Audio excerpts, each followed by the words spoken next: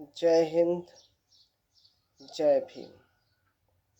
मेरे प्यारे नौजवान साथियों, देशवासियों, प्रदेशवासियों, आप सभी को बाबा साहब भीमराव अंबेडकर की जन्म दिवस की जयंती पर आप सभी का हार्दिक अभिनंदन और शुभकामनाएं।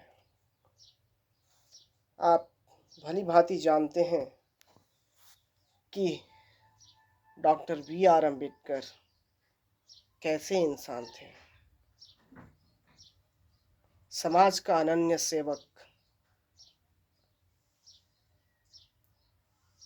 महान क्रांतिकारी, समाज सेवक, समाज सुधारक, अर्थशास्त्री, विधिवेता और न जाने ऐसे कितने गुणों के भंडार थे। मैं एक छोटा सा तुच्छ प्राणी हूँ। बाबा साहब भीमराव अंबेडकर का गुणगान मेरे मुखारबिंद से नहीं किया जा सकता है। मेरे पास शब्द नहीं है कि मैं उनका गुणगान कर पाऊँ। ऐसे महान शख्स धरती पर बड़े भाग्य से जन्म लेते हैं और अदम्य साहस के प्रतिमूर्ति, सहिष्णु के समान अपने आप को इस देश के लिए तपा दिया, खपा दिया। ऐसे महान विचारक और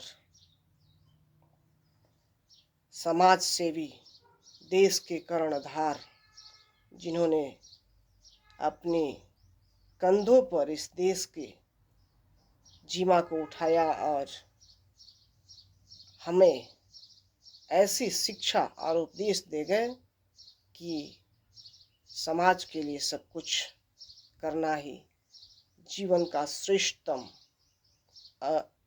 अंश है।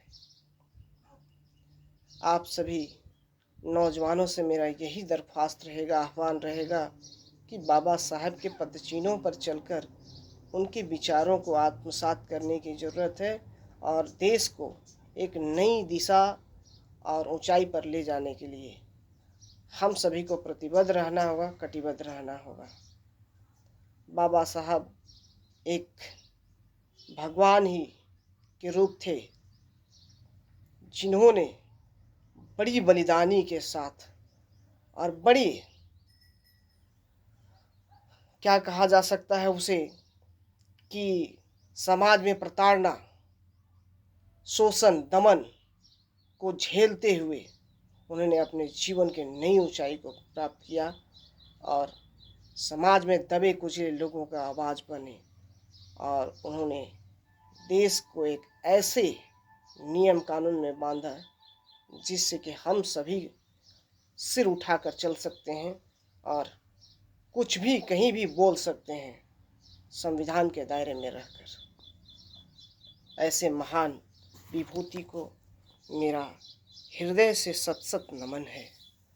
हम सभी नौजवानों को उनसे प्रेरणा लेने की ज़रूरत है कि कैसे अपने समाज के लिए उन्होंने बहुत से विडंबनाओं को झेला, कष्टों को सहा, अपने परिवार के सारे सदस्यों को तिल तिल करके बलिदान कर दिया और देश को सर्वोपरि समझा।